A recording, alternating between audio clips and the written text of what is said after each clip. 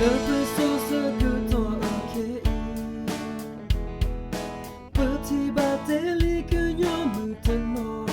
et que le quoi et d'où quoi y'en a que nous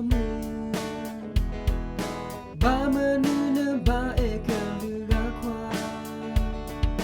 ne vo que nous quoi qui la crondona te oula que y que nous mu qui la odi ama ba yo ye do mal que nous mu que et que le quoi que nous mu et on te vino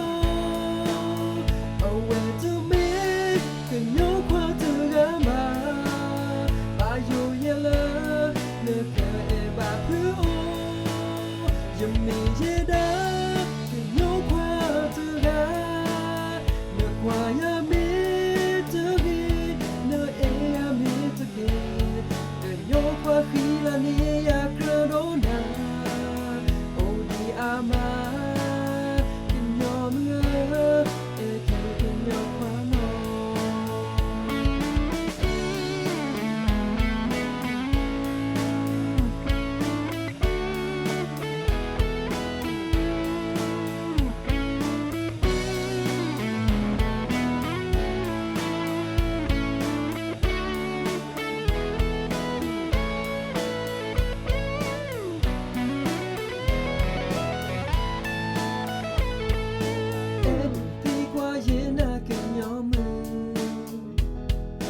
ba menu ne ba e que le ga quoi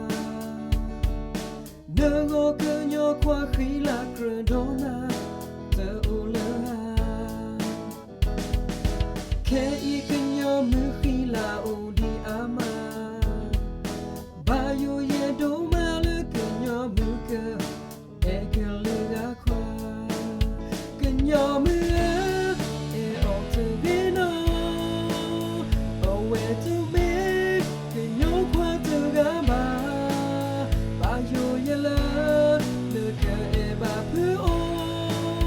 je me da que yo te ga ne ya me te gi ne e ya me te que yo qui la ni